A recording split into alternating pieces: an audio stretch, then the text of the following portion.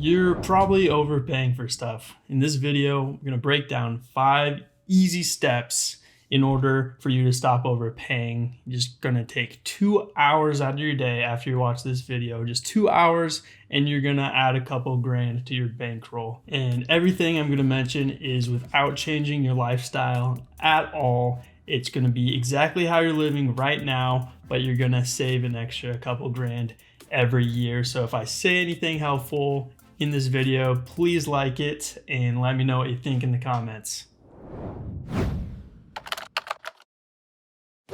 Remember that free trial you signed up for and forgot about? Let's get rid of it. It's costing you money. Just go to settings, your Apple ID, and then subscriptions, assuming you have Apple. The average person has about $20 a month coming out. So if you're not using it, go ahead and cancel. $20 a month comes out to $240 a year. Save that money. For the next step, we're going to dive a little bit deeper. You have to go into your bank account. It's not that hard, especially if you have an app like Truebill. It'll do it for you.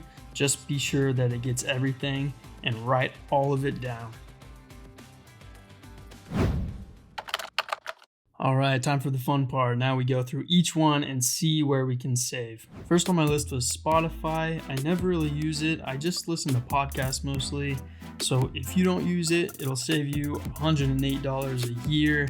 If you do use it, just consider sharing an account with your partner.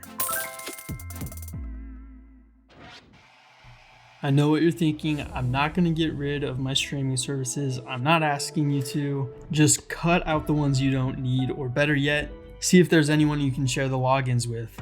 As famous rapper and comedian Dave Bird once said, I get logins for Netflix from my cousin Greg.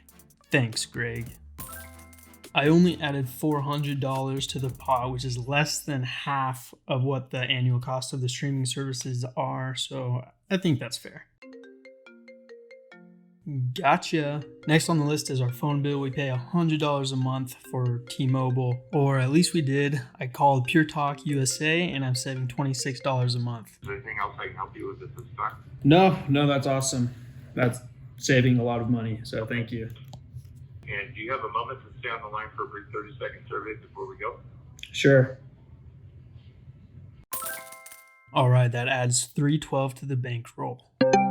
All right, next we have internet providers. I have Cox paying $100 a month, and well, no dice. But that's okay, on to the next one. What's that sound? It's not HBO again, it's your electric bill. You should have a couple of different plans available to you, so just make sure you're on the right one. Alright, yeah, shows that you can be saving more money on the Premier Choice. That would be a more affordable plan for you, based on your usage. Okay, yeah, let's do that.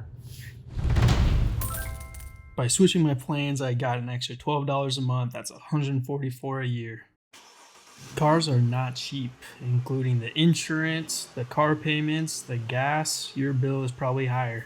Let's see what we can do about that. If you have a car payment and it's possible for you to sell it and buy another car outright, then you might want to consider doing that. But I know for this video, we want to not change a thing. So something you can do is shop different car insurance companies, see what the best rate you can get is. And if you don't want to switch, you can just tell your provider you want to cancel because you got a better rate. 9 times out of 10, they'll find you some discounts because they want to keep you on as a customer. Is there a reason as to why you wanted to cancel? I just got a better quote from Geico, and I'm just trying to save some money.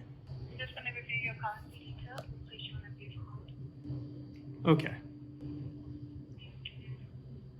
I was able to knock off $25 a month in car insurance now. The last cost, gas. Prices are crazy right now, so aside from credit cards and fuel points, I also recommend getting the Get Upside app. It's free, and it'll give you cash back when you fill up. I just added $444, $300 from the car insurance, $144 from the Get Upside app. Speaking of apps, there are so many you can use to your advantage. We already talked about Truebill. We already talked about Get Upside, which not just gas, there's restaurants too, by the way. You already know Groupon, you know GoodRx. Capital One Shopping is phenomenal, also Ibotta. With these apps, you don't just get cash back on clothes and stuff, you get cash back on everyday purchases that you're buying anyway. I get a lot of my coupons from Retail Me Not. Chime is really cool for managing money and building credit, and I have to include OfferUp. You can buy used things that you need at a discount. Added 120 to our yearly savings, assuming that all these apps can save you at least $10 a month. Everyone has stuff they don't use. Why not turn that into money? I have all this stuff. I mean, why did I buy this? I don't know. But no worries, I just get rid of it on OfferUp. It's really easy. You can use eBay or whatever, but I love OfferUp. I put in another $200. Most people have at least $200 of stuff that they're not using. So far, we're up to almost $2,000 for just a couple hours of work. So please let me know if there's any other money saving apps that you know of. I really want to hear them. I'm really interested in seeing what kind of apps you guys use to save money, and let me know any other tips that you have that I missed out on. I really appreciate it, and see you next video.